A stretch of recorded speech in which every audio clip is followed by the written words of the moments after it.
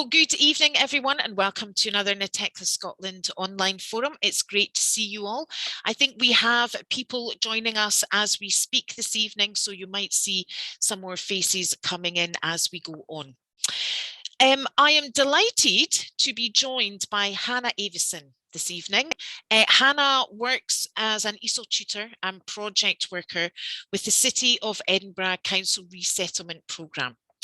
She's joining us tonight to talk about what she has entitled a one-size-fits-all, creating and adapting materials for online teaching with ESOL literacies learners in mind. It's fantastic for Hannah to be with us this evening, so thank you very much indeed, Hannah, for joining us. As usual, a little bit of housekeeping. If you can keep your microphones off as Hannah is talking, it improves everybody's sound quality. If you have, I know that Hannah's got lots of prompts for you to join in with tonight's session, but if you do have any questions, you can use the chat facility or pop your hand up. So without further ado, over to the lovely Hannah. Thanks again, Hannah. Thank you very much. I'm just going to start sharing my screen. Sorry, and I'll do that thing, that peering at the screen thing that everybody does. Oh no, where's it gone? There it is. Okay.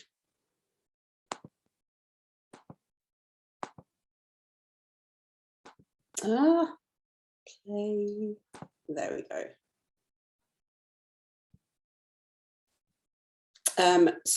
Oh dear, sorry, I'm having a small technical issue. There we go. I'm fine now. It's fine. Okay. Anyway, right.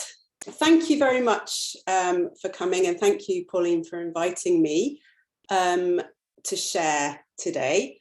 Today, we are going to be talking about materials for ESOL literacies learners. We're going to be talking about choosing them, adapting them, and creating them, not necessarily in that order.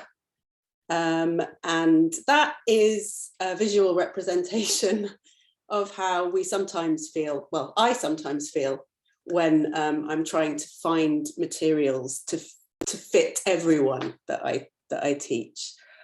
So first of all, before I start, I want to give you a bit of background that might help you understand why I chose this subject to talk about tonight. And also I have a wee disclaimer, which may or may not be a good idea, but I'm going to say it anyway. So I'm, as Pauline said, I'm an ESOL tutor and project worker in the resettlement programme ESOL team at the City of Edinburgh Council. So we provide ESOL classes for resettled refugees in Edinburgh, and we work with the lower levels. We work with learners who are new to ESOL, the pre-entry level, and also ESOL literacies learners. I've been an ESOL tutor for 14 years and have worked with ESOL literacies learners almost exclusively for the last 6 years. Now, I don't know what it was like for the rest of you, but when I did my CELTA, there was only a very short section on ESOL literacies, really, really short. And when I started teaching my first group of Syrian refugees, although I had mostly taught beginners up to then, they had all been literate in Roman script.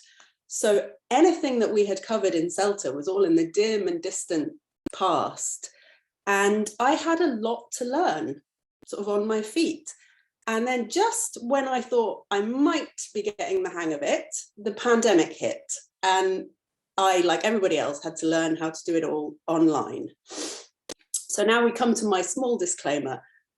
First of all, I'm not setting myself up as an expert at all. I'm still learning new things all the time and trying to improve. What I'm hoping to do is to share my experience and my experiences, and to hear from all of you about yours. Some of what I might say might seem a bit obvious to some of you, but I know from my own experience of these kinds of sessions that sometimes people share things and they seem like they would be really obvious, but I've never thought to try them. So I'm going to share everything. Second, when I'm giving examples later on of materials that I've had to change or adapt in some way, I'm by no means saying that they are bad materials, just that there were aspects of them that I felt didn't work for the people that I was teaching at that moment, at that time. Also, I don't always know that things need to be adapted until I've tried them with a group and they haven't worked. And then I go away and I make the changes, and I might come back and revisit it with the same group to see if it works. Lastly, I'm hopefully not going to talk at you for an hour. I really want this to be a chance for us all to share our experiences, what we've tried, what's worked, what hasn't, and how we've all overcome difficulties that we've had with materials that we've used. So as ESOL tutors nowadays, we have sort of an embarrassment of riches, a wealth of resources available to us. Hundreds and hundreds of course books and countless websites with various kinds of resources and materials, including many thousands of peer-created worksheets and activities that have been uploaded, as well as resources created by educational establishments and publishers, the likes of the British Council and SQA, for example. When I first started teaching ESOL literacies learners, it was quite difficult to find suitable materials. I found I had to adapt a lot and start from scratch and create my own materials quite a bit. It has got a lot better in the last few years, in that there is much more literacy material available. But it can still be, well, I find it still sometimes a bit frustrating when I'm looking for materials. There are lots of ready-made units and whole units and courses that you can use, and they might work really well with one group and then be an epic fail with another group. Or bits might be exactly what I'm looking for, but other bits might be too hard or just not quite right. So first of all, in the chat, could you please share some things that you find frustrating when you're looking for materials for your ESOL literacies or lower level ESOL learners? And I'll see if I can see it.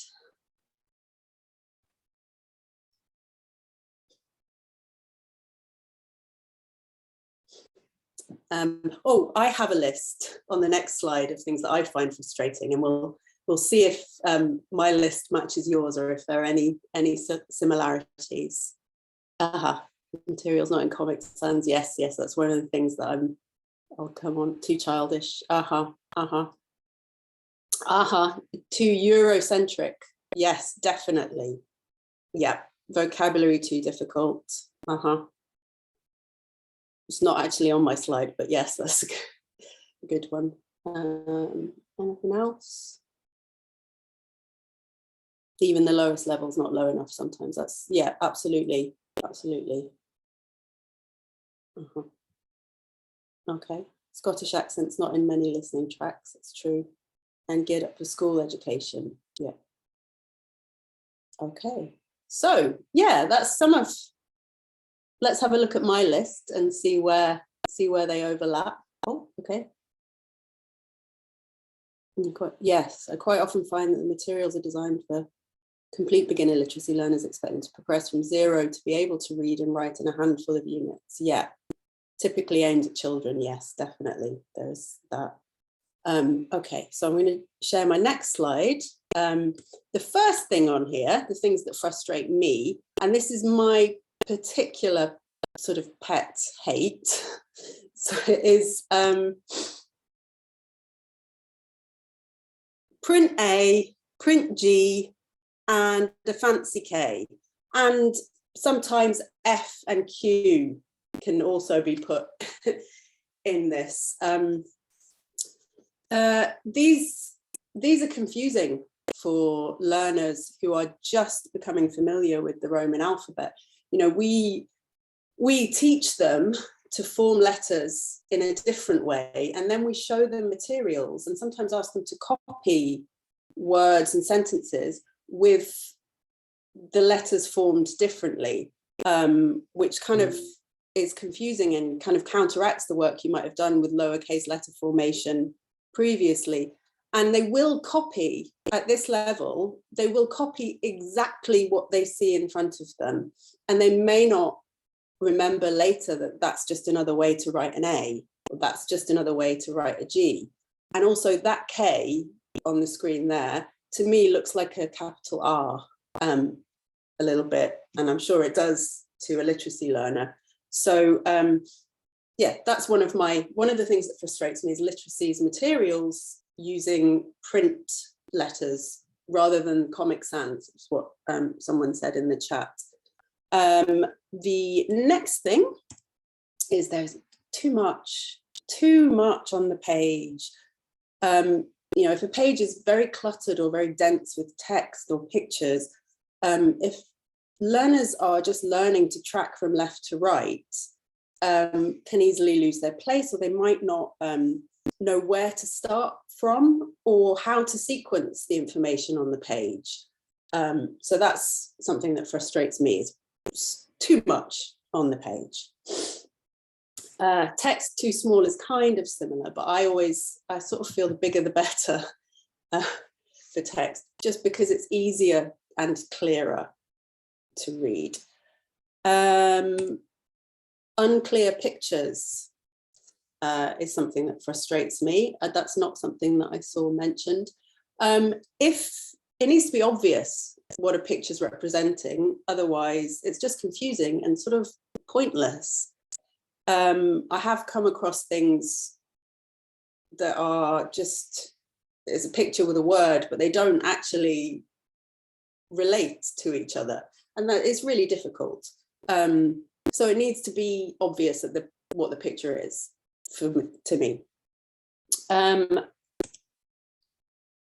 Audio, too difficult, or sort of more difficult than the level of the rest of the unit sometimes. Too fast, unclear, or like inaudible, and sometimes too long, too much. That frustrates me. And this goes with what someone was saying in the chat about even the lowest level not being low enough. This quite often I find with the audio, it doesn't match the level sometimes of the other things in the materials. Wordy or complicated instructions, unnecessarily so. That's something that frustrates me. Too childish, as a lot of people have said. A lot of literacy resources are aimed at children who are just learning to read or write, and the visuals, the graphics are accordingly quite childish. And so it feels, you know, you think, oh, that's really good, that would be really good. But then it sort of feels patronizing, even offensive to use them with your adult learners, or definitely not appropriate. Offensive may be too strong. Too childish, not relevant. Quite often, you know, adult ESOL learners living in the UK need English for their everyday lives. They don't really need to be writing postcards or letters about their hobbies to a pen pal, for example. Those are some things that you commonly find in course books that aren't really relevant to the learners that I'm teaching anyway. American words or spellings. There are a lot of really, really good adult ESOL literacy materials that come from the US or Canada, but along with that, you get the different words or spellings, some that I've come across that could be confusing, and you have to explain. Pants, trousers, eraser, rubber, zip code, postcode, gas, petrol, and then in one thing, toque, or hat, that's a Canadian one, as well as different spellings of colour, favourite, grey, those kinds of things. And what else? The last one, not enough structured or controlled practice. I find that a lot of my learners need a lot of controlled practice using language, written or spoken, before they feel able to personalize it. And sometimes ready-made materials jump onto the free practice bit quite quickly with sort of little controlled, structured practice. Okay, so that's what frustrates me, and it does match with a lot of what you guys have said in the chat. So with all that in mind, what do you think it is important to consider if you were to create your own materials for ESOL literacies learners, or when you're choosing them, what's important to you? If you could type that in the chat. And again, I've got a list and we can compare notes.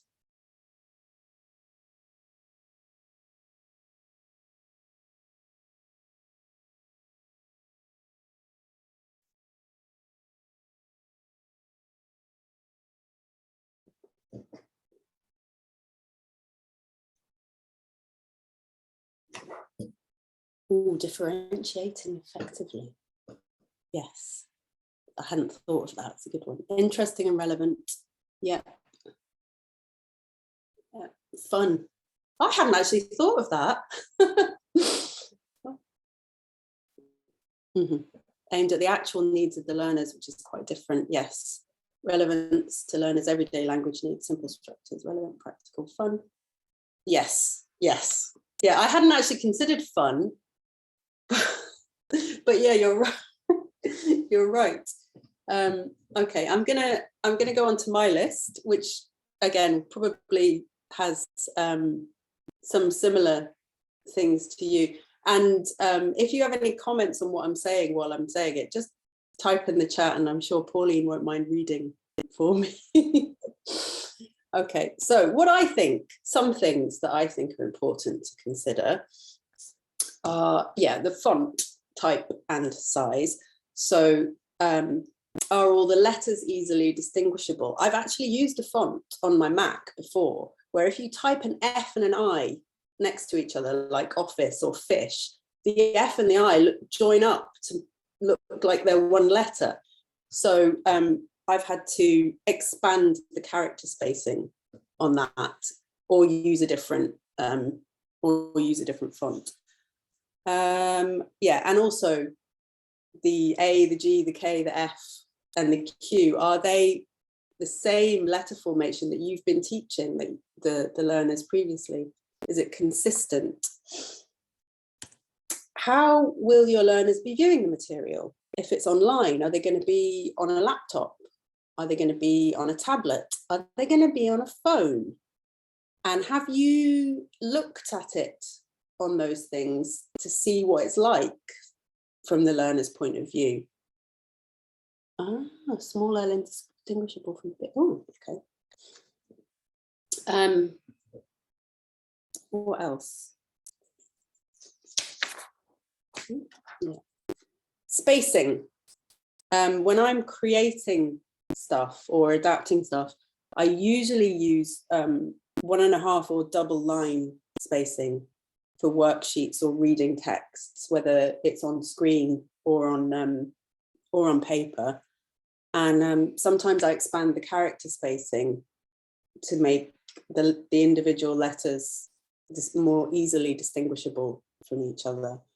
And I don't try to squeeze too much onto one page. Spacing, line spacing, letter spacing, and spacing of stuff.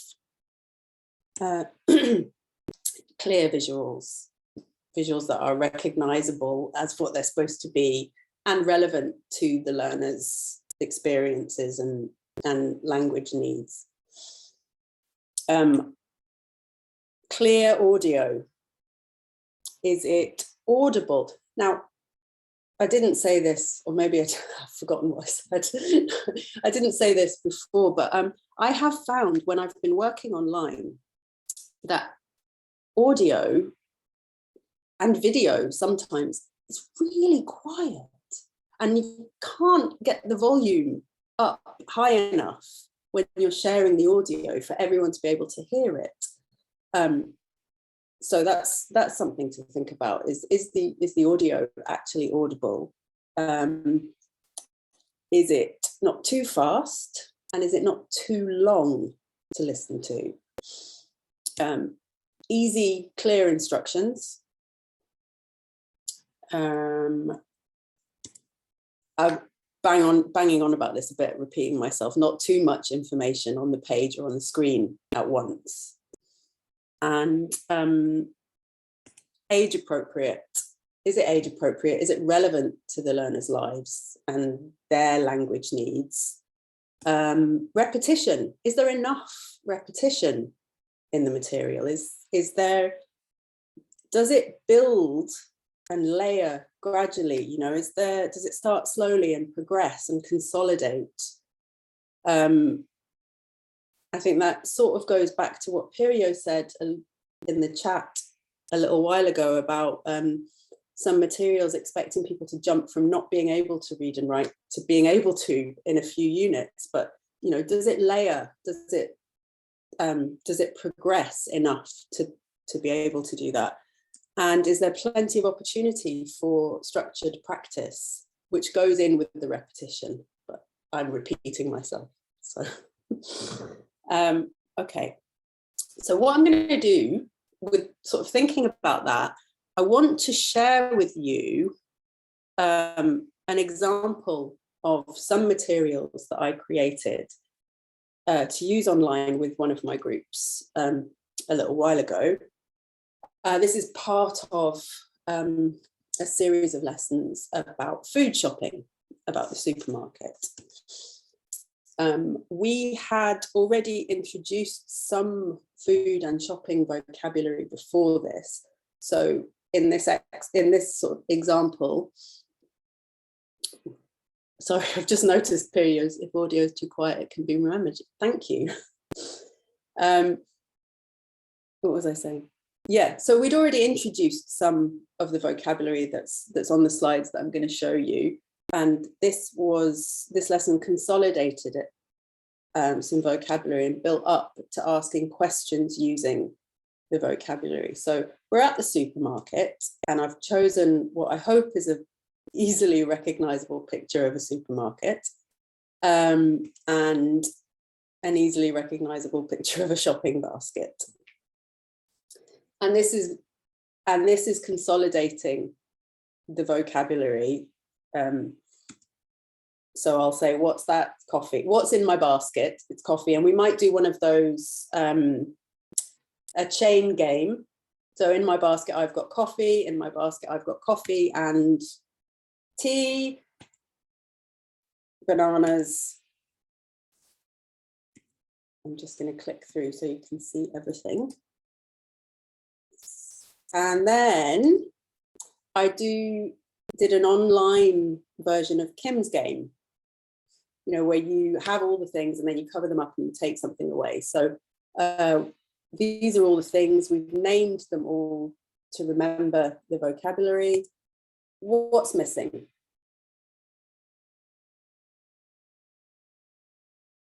Peppers. Then again, what's missing? Coffee. And then what's missing? Bananas. And then I'll take away two things to make it a bit more challenging. What's missing? Peppers and tea. And again, two things. What's missing? Onions and milk. Okay, so we've consolidated the vocabulary. That's all. That's all done. So then we're going to go on to asking questions about those things. We've got a shop assistant, I hope a recognizable picture of a shop assistant, and the aisle. And we've already introduced the aisle in a previous lesson. So this is not new, I hope. And then that's me. That's me, and I don't know where things are in the supermarket. So we're gonna ask. And I'll elicit, what's the question? Where is the coffee? And then I'll elicit the question, where are the eggs? And then we start to sort of think about why is it are, where is the oil, where are the bananas? And now then we're going to do an on-screen sorting exercise like we would do on paper. So we've got where is the and where are the, and the things that we've already named. Where is the coffee? Where are the eggs? Where is the oil? Where are the, I can't see that behind. I think it was bananas. And then we're going to start to sort them. So what's that? It's tea. How many? It's one. I know that is not the best picture, but it's, so it'd be, where is the tea? What's that? Onions. How many? Lots. Where are they? Peppers. Milk. Okay. And then, so that's the question, and we're repeating the question all the time. And then we're going to look at the answer. So that's my aisle and it's numbered. What's the question? Where is the coffee? What's the answer? It's in aisle 4. And we'll repeat it. Where's the coffee? It's in aisle 4. What number is that? 6. What's that? Eggs. What's the question? Where are the eggs? What's the answer? They are in aisle 6. Aisle 3. What's that? It's oil. Now, what's missing? Is it where is the or where are the? And then we add it. It's in aisle 3. And so we just keep going like this, repeating the question, consolidating all the time.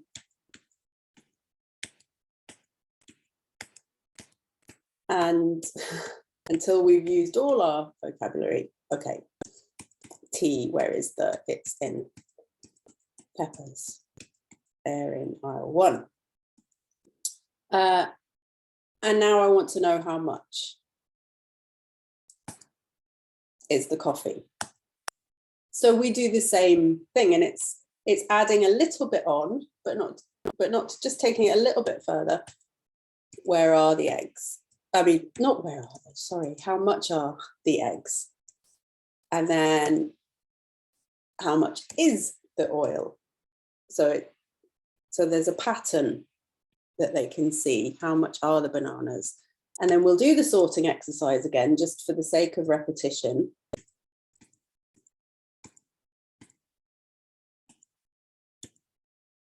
And then we'll do the answer. It's there. And then I've got the item and the price. How much is the coffee? It's £5.49. And we'll do practice the different ways to say £5.49. So that they know there's all sorts of different ways to say. And then we'll repeat the questions and then now we've moved on to, they have to independently produce the question and the answer just from the pictures. So we've built up gradually, and that's that's something that I produced based on the needs of a group of learners, and I just went away and I did that by myself. But sometimes there are materials that are already there, that have already been produced, but they just need little tweaks. So thinking about the things that frustrate us, the problems that you talked about and that I talked about earlier, how do you, and as tutors, I think that we are all tweaking and adapting things all the time as we go. You know, even if we have to teach from a course book, sometimes we'll skip exercises because they haven't worked in the past, or we'll supplement the course book with other exercises and other activities. So we're always tweaking as we go. But just thinking about what we've talked about already, how do you adapt or scaffold existing material already for your ESOL literacies learners? Can you type it in the chat and we'll compare notes?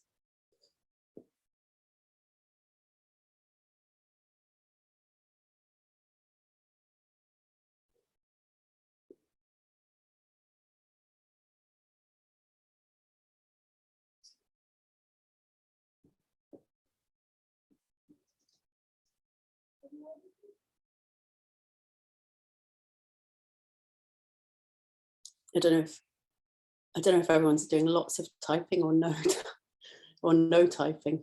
I can't see people. Ah, oh, can I ask a question? Yes. Okay. So yeah, what the question was, how do you already adapt or tweak or scaffold materials to suit your learners? Yeah, convert from PDF to Word, although this can be a bit hit and miss. Okay, yeah. Use shopping items I know they're likely to actually buy. Yes.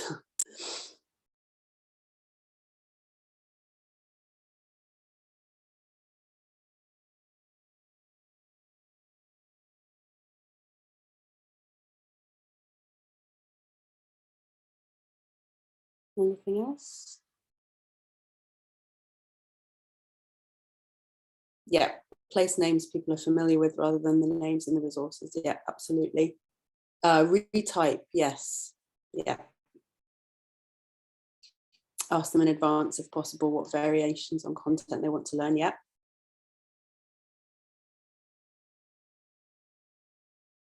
Yeah, I think that's important. Book creator, yes. Yeah. Try to use student names and place names in the activities. Yeah, absolutely. Yeah, I think it's important, if you can, to try to ask, and if you don't have a strict curriculum,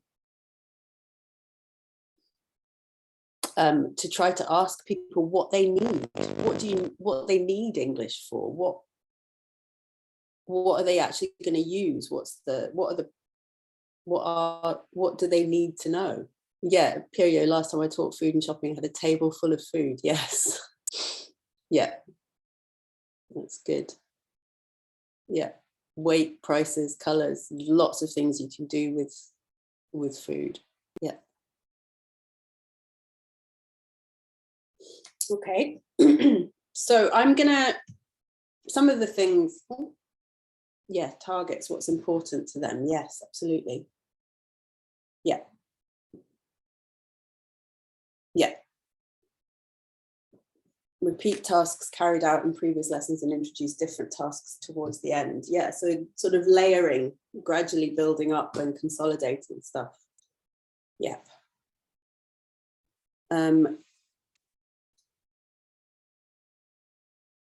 Plenty of controlled practice ideas up the sleeve in case you need them. Yes. Yes, definitely. Okay, I'm going to share my next slide. And so these are some of the things that I'm going to focus on. This one, my pet hates and too much on page and the text too small. Yeah, you can just copy and paste or retype. You can choose a different font and you can lay it out differently, space it differently. You don't have to just present, you know, if the text itself is what you want, but it's just the font that's the problem, you can copy and paste it and present it in a different font, which someone said already. The American words or spellings. Oh, is the next one? Yes, it is. I was trying to look for the book, but I couldn't find it. Someone's borrowed it from my office. But there's this really, I've got a photocopy I just happened to find.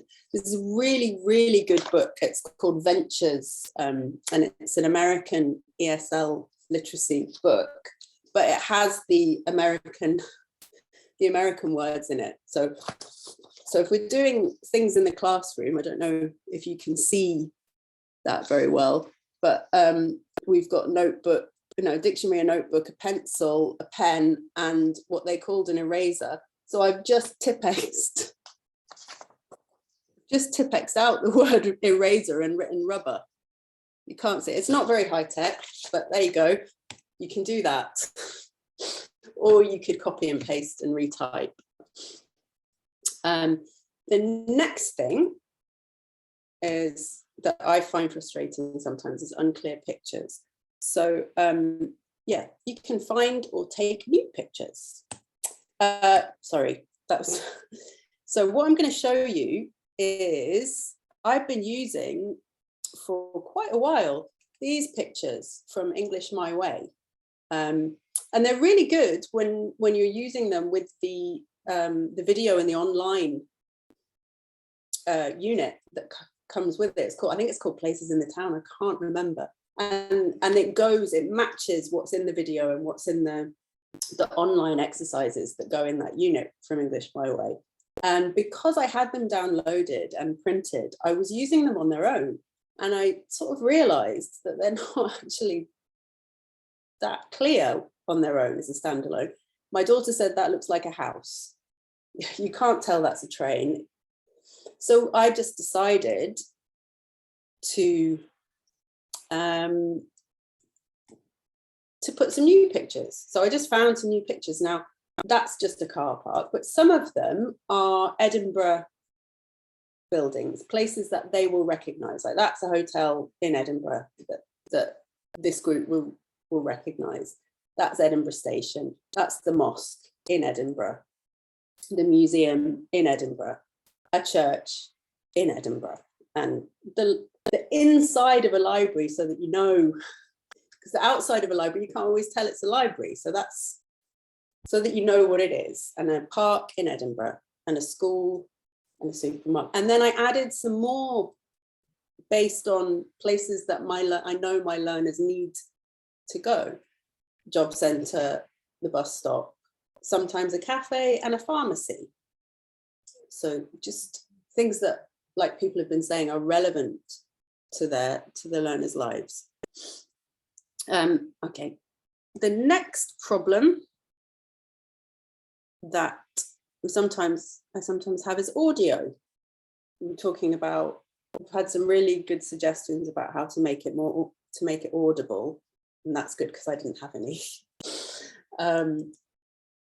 But if you are having, you can use the audio script and re-record if you have willing accomplices. I have used my children's voices to record audio for my YouTube videos. I haven't yet recruited them to re-record course book audio, but I'm sure they wouldn't mind. And so you can do that, or you can break it down into chunks if it's too long. Listen to it in smaller chunks, look at it in smaller chunks. Just like if you were in a classroom, you press pause. You can do that online. You can either press pause, or you can actually cut the audio file and spread it across different slides. You can reduce the playback speed sometimes if it doesn't make it sound too unnatural and freaky. And you can scaffold with extra activities. What kind of extra before listening, during listening, and after listening activities do you think you could introduce? Do you have any ideas? Any kind of audio, what sort of activities would you use to help scaffold it if people were finding it a bit difficult.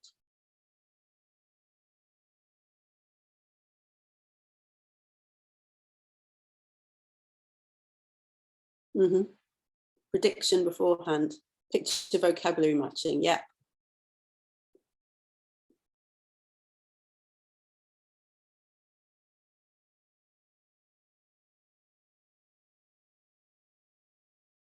Given them transcript with the words missing.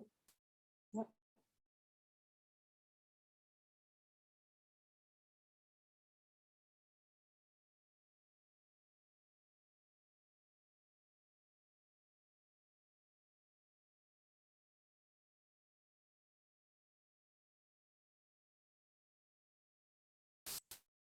And then there's also things that you can do, like listening for, introducing and explaining key terms before listening. Yeah, and you can introduce the vocabulary, and then you can get them to listen to hear, to see if they can hear it. So you'll maybe or sequence it. What order? You'll hear them talking about all of these things. What order do they talk about them in? And then, yeah, there are all sorts of things that we do. Listen to the keywords. Yeah, listen for the keywords. And also this is sort of leads me on to my next thing, is if it's got questions and answers, sometimes I'll say, just listen for the question. What is the question? And then we'll look at that. And then we'll look at the other stuff. So, with that in mind, I'm going to just show you some scaffolding, something that I have that I've created to help a group of learners that were having some difficulty with the listening that we were doing. It was a unit on calling 999 from the British Council ESOL Nexus. I'll give you a bit of background. This was a group of fairly mixed ability learners.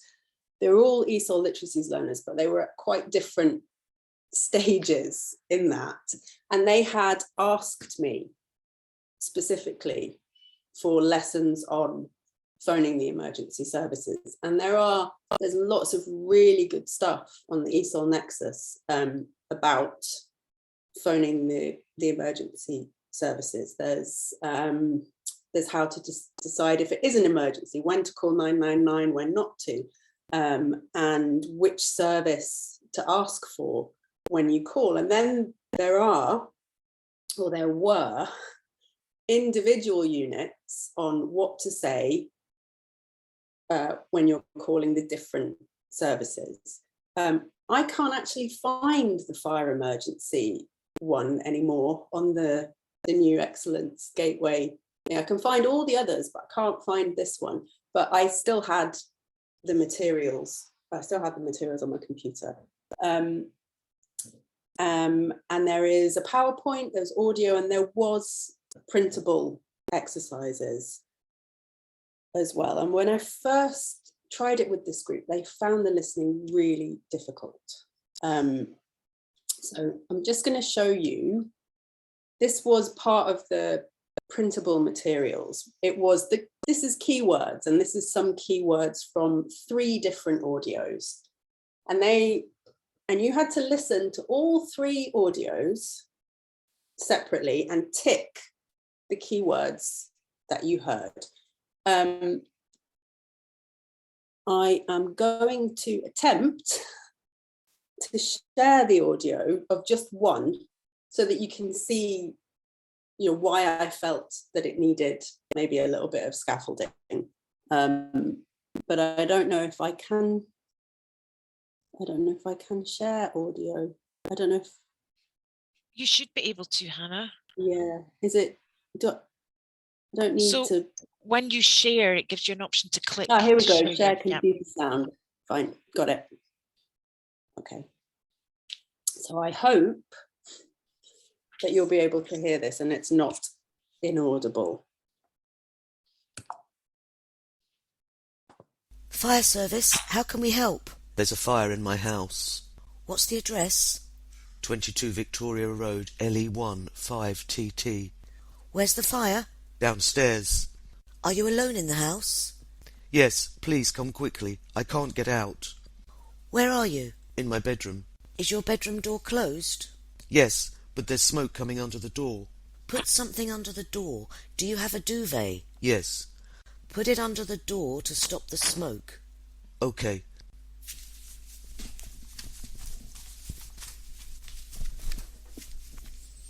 I put a duvet there. Okay, stand near the window. Stay by the window, okay? A fire engine is on its way. Okay, please come quickly. I can't breathe. Okay, so that's just one, and it's quite long, and there's quite a lot in there for lower level learners. And there were 3. So, and they found it really difficult. So what I decided to do, and there were some visuals actually, I should say that, and I'll show you. There are some visuals in the PowerPoint with all to illustrate the key vocabulary, but it all seemed quite abstract. And so what I decided to do was, I'll just try, and plus it's got the print A's and G's.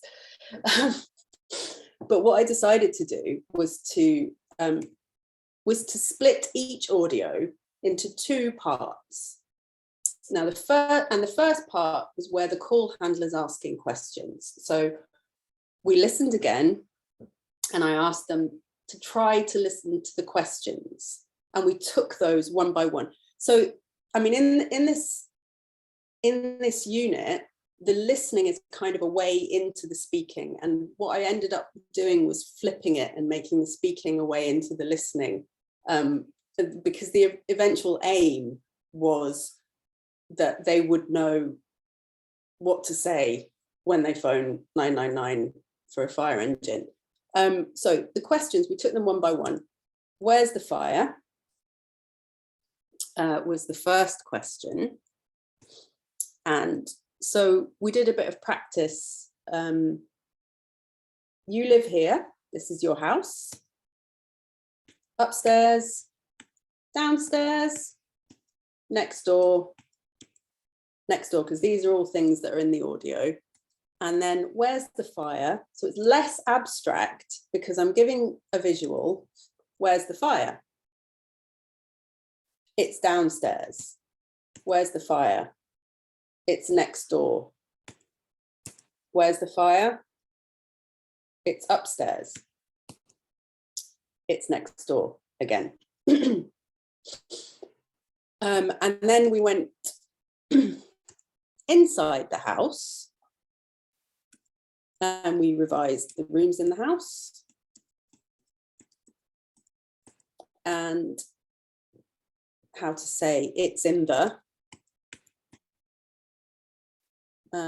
Then where's the fire again? In the kitchen. Where's the fire? In the living room. And so, and repeat, practicing, repeating the questions and the possible answers until they feel more confident with them. Then the next question was, where are you? So we did the same again with the picture. Where are you? I'm in the bedroom. I'm in the living room. I'm in the kitchen. I'm in the bathroom. And then in one of the listenings, I'm outside. So, oh, I'm in the garden, or I'm outside. I'm inside. And another question that we listened for: who is in the house? Who's in the house? And this was one of the things that was really quite difficult.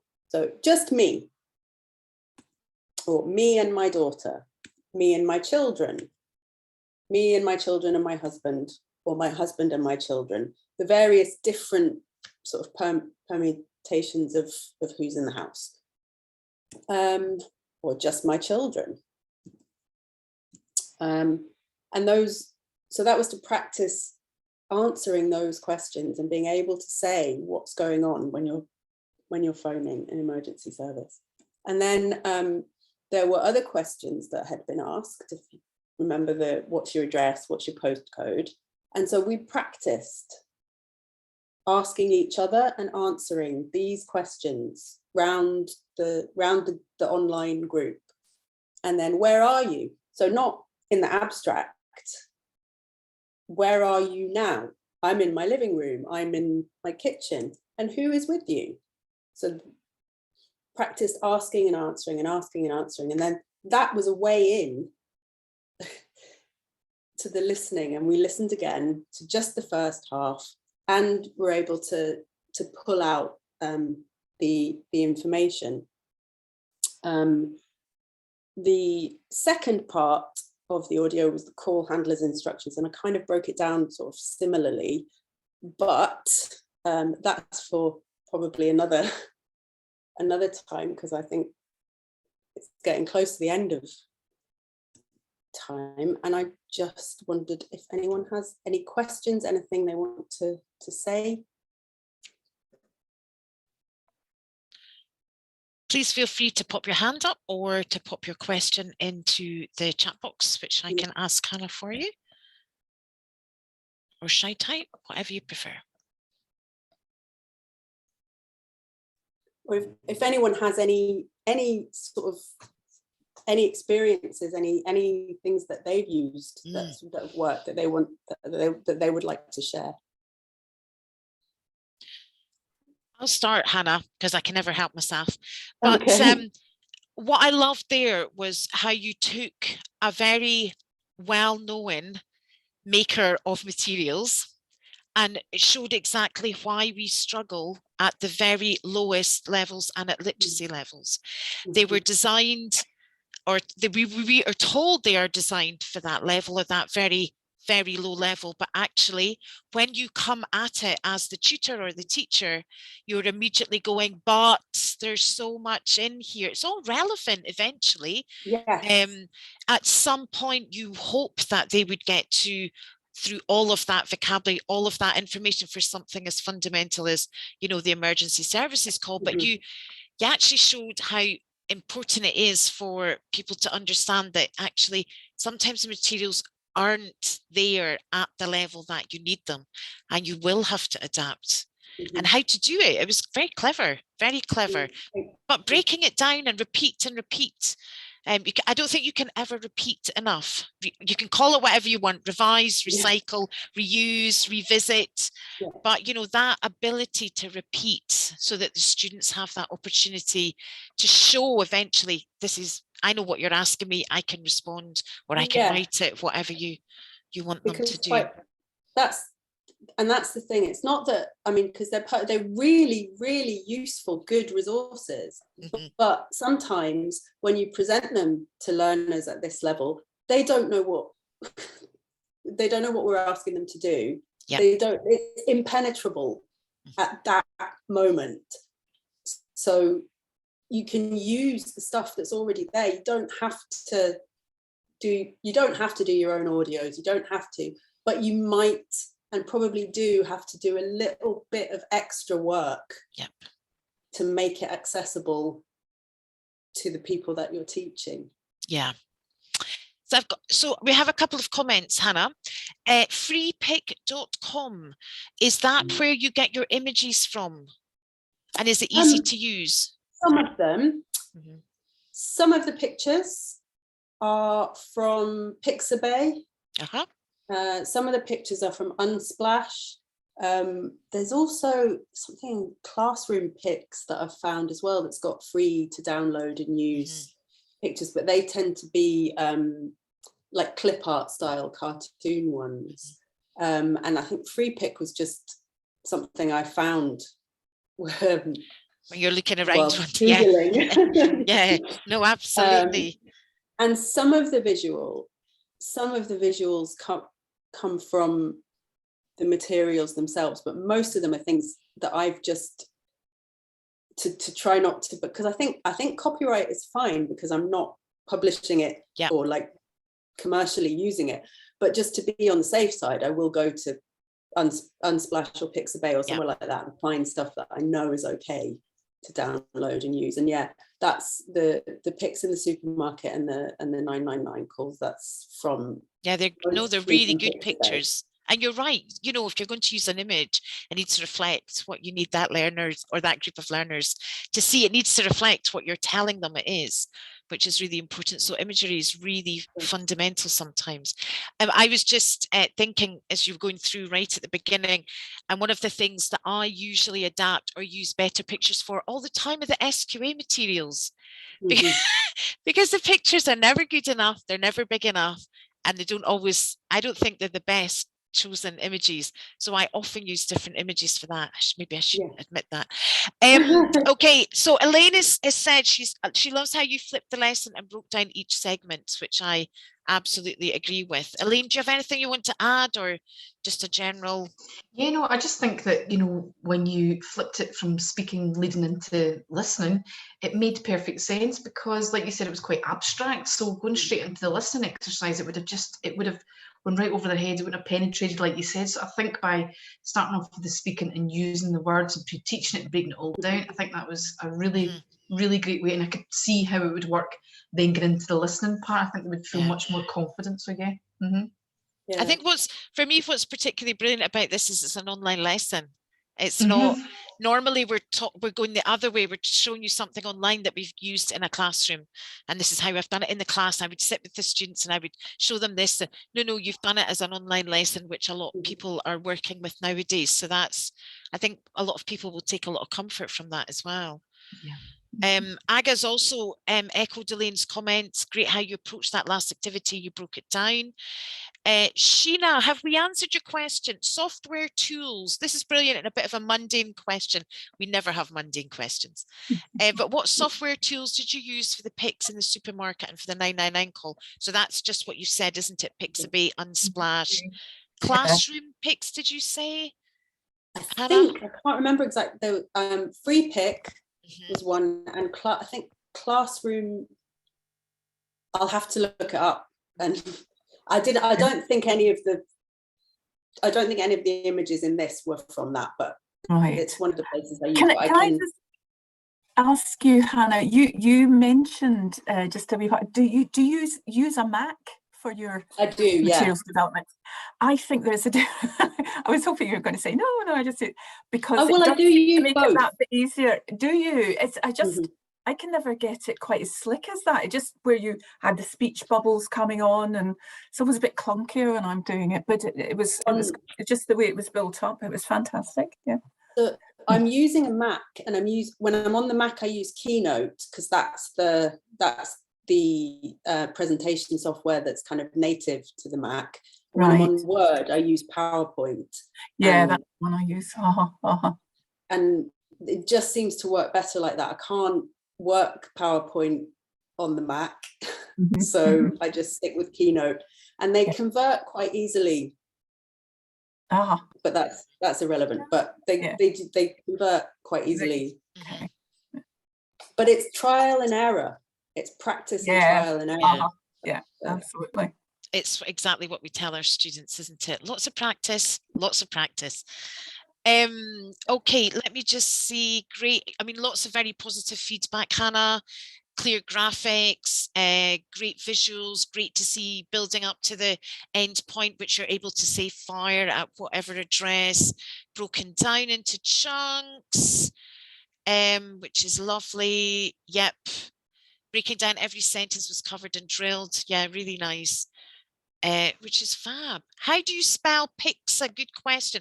I think it's, I'm going to put it in the chat. I think it's this. Correct me if I'm wrong. Pixabay. Yeah. Oh, Pixabay. I think Sue's got it just after me. Is that right? Yeah, Aga got like that. Yeah. There we go. So that's it. That's us to the end of the questions. Thank you so much, everybody. And actually, can I just say that's bang on 8 o'clock? Could you have timed that any more perfectly, Hannah? Well done. It's fantastic to have you all with us this evening. And I'm sure Hannah's given you at least one little golden nugget to take away this evening and do in your classes. Give us some feedback if you have used something and have enjoyed using it that Hannah shared tonight, because she's certainly giving me quite a few ideas. So huge thanks to Hannah. Thank you so much for joining us. Brilliant to see you all, and I hope that we'll see you at another Natechla Scotland event very soon. Good night, everyone. We'll see you soon. Bye-bye. Thank you. Thank you, everyone.